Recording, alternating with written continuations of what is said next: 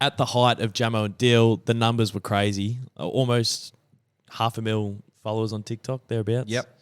And then obviously some people that we grew up watching in the space reached out and collaborated and came on the pod. Now, just to insert myself into this story for no reason, but when I started making YouTube content and watching Luke Kitchell blow up on Facebook, he mentioned on a pod that he was a D supporter. So I contacted him. He had 20,000 subscribers at the time. I think I had about 10. And we did a video on the Ds, just chatting about how shit it was to be a D supporter. And shortly after that, he collaborated with who are the twins from South Australia? The Raka Raka twins. Yeah. So he collaborated with the Raka Raka twins. And like 6 months after that, the Raka Raka twins were on Logan Paul's YouTube channel. So in my head, I went, man, I just collabed with Luke, who collabed with Raka Raka, who collabed with Logan Paul at their peak. I'm 4 degrees of separation away from being in Team 10 or being in LA. And I think, like, obviously you broke through the four degrees because Joe Sugg reaches out and goes, boys, like, your clips are hilarious. I love listening to the potty whenever I'm in town because he frequents Perth. I'll come on and have a yarn. Like, getting that message or him reaching out, what was that like? Unreal. And it happened a few times, which is like incredible. So it shows like the power of those clips going out reaches all corners of the world. Yeah. But no, the Joe Sugg one was weird because, grew up watching his vlogs and, it was like inspiring. Thatcher Joe on the roofs. Well, at one point, Joe Sugg and all the English YouTubers were the height of YouTube. Like they were what everyone was chasing for like a 5-year period. Like they were the yardstick, and like, you know, me and you make backyard cricket videos. We're doing some footy quizzes or whatever, and all of a sudden, like a few years later, the yardstick and the pinnacle and the person who was leading the peloton is reaching out, going, "Fuck, you're making good stuff." Yeah, no, it was really surreal. So yeah, we got a message from Joe, basically just saying, like, "Hey boys, I've been listening to you on my drives through the countryside." Like, my partner Diane is from Perth, or from down south, like a few hours from Perth, and it's just like he's listening to his mates, but like if he had Australian mates. So that was really surreal, and we got him on for like a Zoom episode during COVID, because he couldn't come over at that stage, and obviously we didn't have enough money to fly over there and do it. But the real full circle moment was we did that episode. It was awesome. Grace really liked that one because she grew up watching them as well. Yeah. And loved Zoella.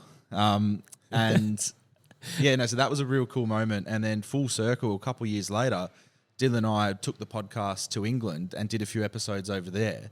And he came down to our Airbnb to do an episode, and he's like, that's fucked. He's top 3 nicest people on earth. Like, yeah. One of the most authentic, kind-hearted people, and I couldn't say like any better words about him. He's just awesome. So he's a real, just a real person, but which was brilliant. So loved having him on. And then round 2 was the fellas. Yeah. So Calfreezy and the Burnt Chip, they reached out to us, and I love this story. It's like one of my favourite stories of our journey. So we got a message on Instagram, and I remember I was playing pro clubs on FIFA with my mates. I was pretty good. I was probably had 4 or 5 goals at halftime or something. And got this message, and I was like, holy shit, like they've reached out to us saying, we're coming to Australia. We want you guys on the show. So that I was just like, oh, I think I got a stiffy straight away. It was crazy. And then, that'll put you off pro clubs. No, it gets me even more excited. Scored a few more after that. No. And then Dyl was in Thailand at the time on a trip with his missus. I think he went to Europe. He loves doing this. He'll go on a trip and then he'll end it in Asia in like a tropical island. Yeah, you got to land the plane. It's such a Dyl thing. Yeah. It's awesome. And I remember I think I messaged him and said, holy fuck, like I need to call you. And I called him, and he was on a balcony at a Thai hotel. And I told him, and he was like, no way. Like it was just such a cool moment where everything that we'd done felt right. That like we'd put ourselves in this position through all the hours of editing, filming, and got that opportunity. And then doing that podcast and coming to Melbourne was probably another big factor as to why I ended up moving here, because we just had such a good time. We also went to the Brownlow, which was ridiculous. Yeah, well, yeah, I bumped into you that week. You've had one hell of a week. We went to the Brownlow after party, which I guess we can touch on a little bit later. Oh, and mind you, we drank a lot the night before, and they wanted us to go to the Bottle-O, buy heaps of Australian drinks to drink them on the show. And we were like, fuck, it's the last thing we want to do, but we have to do everything in our power to make this worthwhile. Yep. So we rock up, legends. The team that they have there were great, from like management to cameramen. So that was awesome. The show went really well. It was a really long one, like 2 hours, maybe a bit over. Great though, and like we were drinking the whole time too. So some stuff got cut out. I remember Chippo said something crazy, and we had to cut that one out, or their editors did. But no, it was awesome. That was a great experience. And then what made it even better was it was either that night or the night after they had an event, and then we went out with them, did karaoke. Just got pissed. It was awesome. So no, some great memories with them. And then when we went back to England, we went to their studios, and it was a funny time because it was a few days before they were relocating to a different studio setup. But what they had was incredible. Getting to see all their sets, behind the scenes stuff was awesome. So yeah, I'm very grateful for being able to do that. But then our show ended a few months later, so what's the point? Well, you mentioned before we started chatting about the trip to Melbourne and whatnot, you mentioned that from the business aspect, you felt like you were a little bit behind. Yeah. And that's something that I can vouch for massively. I feel like I've been working on the craft of the art form. I like that, I think expressing yourself, even though it's on social media and it's not in a symphony, I think it is an art form. But I've been addicted to the craft of that and perfecting that. That when brand deals and stuff came in, it was the last thing on my mind. And I'm still catching up on the business side. I'm only just starting to delegate some of the editing with Dan. I'm only just starting to bring Shout out Dan, by the way. Oh, just one of the great people. You'll hear him on next week's pod. He's on every second week.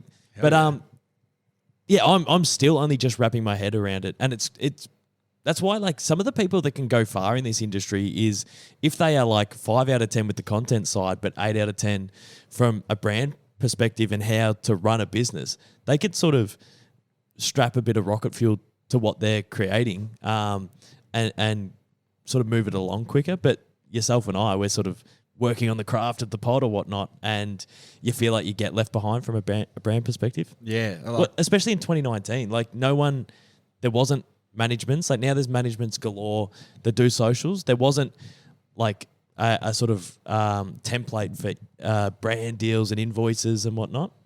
It's funny because we had podcast management, so audio management, where they could put ads in. We were with Nova Entertainment. They were great, but they didn't do much of the social stuff. So for the five or 6 years that we did it, we didn't have any brand deals through socials. So we left so much money on the table. Social was enormous. It was way bigger than the podcast. Yeah. It's 500,000 people, and especially the Who's Punching stuff was getting 1 million views per clip. So it was nuts. Right now, if the pod was fit and firing, all your brand deals would be for your TikTok. Almost. If you had 10 brand deals, 8 or 9 of them would be for your TikTok. Yeah. And we got social management maybe 6 months, a year before we finished the podcast. Maybe only 6 months before we finished the podcast. And then we started to get some deals at the back end, and we were like, damn, we've missed out on a lot here. But I wouldn't, would I change it for the world? Probably not. If it, the experience we had was so cool. So I don't really want to be greedy and be I wish we had this and I wish we had that, when what I had was something I'll hold on to forever.